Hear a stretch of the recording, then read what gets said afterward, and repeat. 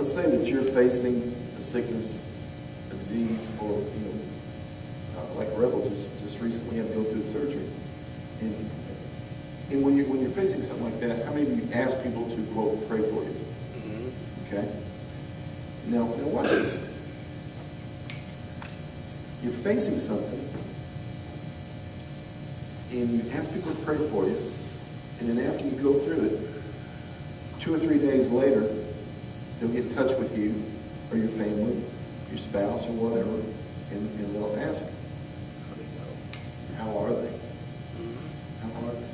And most of their interactions, 99% of them, that I hear or I see, most of them are, oh, I hope they're better. I hope they're better. I hope she's feeling better. Well, I hope he's getting over it. I mean, okay, you know what that means? Let's get to both sides of these coins. You know what they're saying? You want me to translate that? Y'all don't have anything in your throat, do you? Then it rocks. I hope they're better means parenthetically because I'm not convinced and totally assured at this point. Come on with it. Oh, I hope they're better means I'm really not fully convinced that they already are. Yep. Thank you, Tim. I did that. So, when you ask people to pray for you based on what you're facing, what you really want and what you should be asking is believers, not just hopers. Right. Amen. You need to, whatever you're facing, try to surround yourself with believers, Yes. not hopers. Amen. Okay.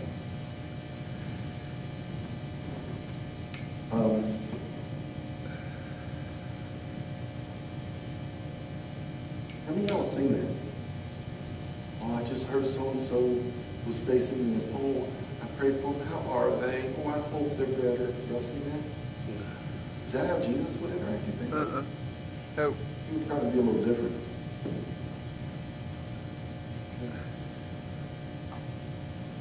You know one thing that, turn to Matthew chapter 8, come on. I don't think that Jesus ever asked somebody after he ministered healing to them, or cast devils out of them, or whatever, raised them from the dead. I don't think he ever went back and said, well, how are you? Yeah, I cast a devil out of you last week. How you doing now? Oh yeah, we raised you from the dead last week and that you healed from whatever. And I just came by to wonder, how are you doing? You see, I'm not ridiculing people who do that. I'm not being ugly to them. I'm just saying, honey, you're supposed to be modeling Jesus. Amen. You know what you ought to do? You ought to be like, I'm just calling to check on so-and-so and see how much better they are. Amen. They're doing good, aren't they? Things are better. You ought to be encouraging people. Amen. Don't get into this, oh, I hope they're better. Well, then, if you're just a hoper, why didn't you pray in the first place? What did you even pray? Dear God, my best friend so-and-so is facing this, and I just hope they'll be better. What kind of prayer is that? Not much. Okay. Matthew chapter 8.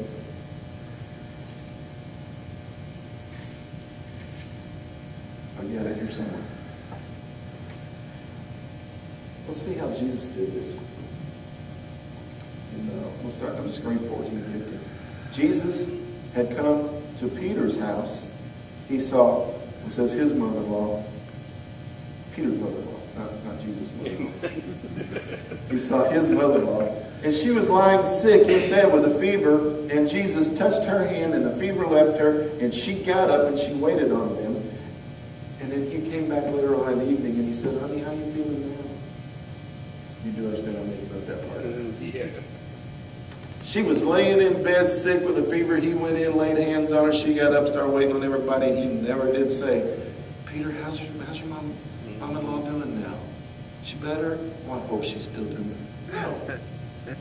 That was never any of his attitude. You'll never find him. Why do we have to act like that? You know why? I'll tell you why. Because He was a believer. Yeah. He wasn't a hoper. Mm-hmm. He was a believer. Amen. So Okay. true. All right. Actually, you know, maybe you could correct me on this one.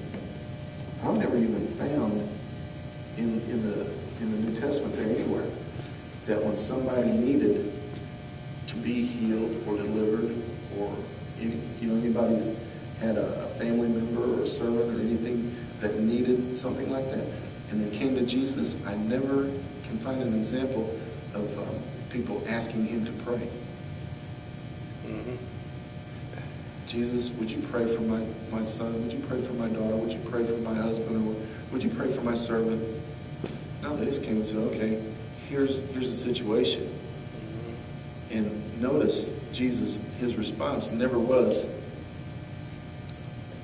okay, Jesus, my kid, my little boy here is got a demon in him or something. He falls in fire and water and rolls around on the ground, foaming at the mouth, and he's got a problem. Jesus, could you help me?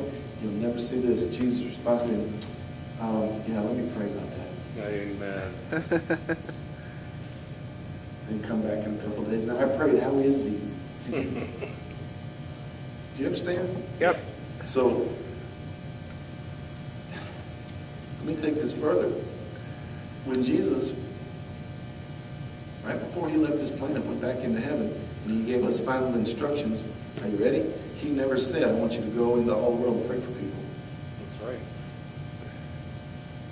He never said, I want you to go pray for people. Come on with it. Okay.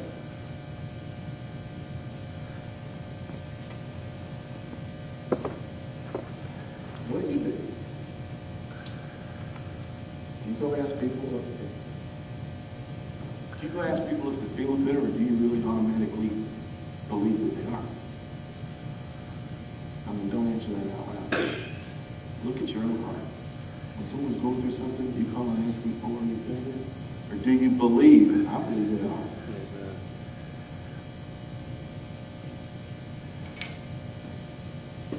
There's a difference. I'm going to say this 100 times today. I want you to see the difference between hoping and believing. When I was in the hospital after that wreck, my wife, my kids, my best friends, they hoped I would be better, but they didn't stop there. Mm-hmm. They weren't hopers only. Amen. I'm not saying they didn't hope. Well, yeah, they did. Sure. But they didn't stop there. Mm-hmm. Come on. They went further than hoping. They put substance to the thing they were hoping for. Amen. Amen. Imagine this. If you have a husband, a wife, a son or a daughter, a father, you have a close family member laying in neurointensive care and life support, and people hear about it. They hear about it. And they call and they want information. What would your response be when they're calling? I heard that so-and-so was in a wreck. How are they? Okay. You know what my wife and my kids' response was? And actually, Angel finally gave the cell phone to Ryan, my oldest son, and said, you take all the calls, because he had it, his knee jerk when people say, oh my God, I heard that your dad was in this wreck. I hear he's in neurointensive care on life support. And he said, all these massive injuries, how is your dad? His response, oh, he's good. Mm-hmm. He's good. Come on with it. He's fine. He's fine. He'll be back. He'll be back real soon. Now, was he making up something? No, he was telling them not what he hoped for, but what he believed to be real. Amen. There's a difference. Come on. That's what I'm trying to get across to you. When people have concern, that's okay. No condemnation on I appreciate their concern. But to get the manifestation, don't stop just having hope. Amen. Amen. You're going to have to go further than just having hope. You got to go to total assurance and confidence that it is reality. Yes. Okay. Amen.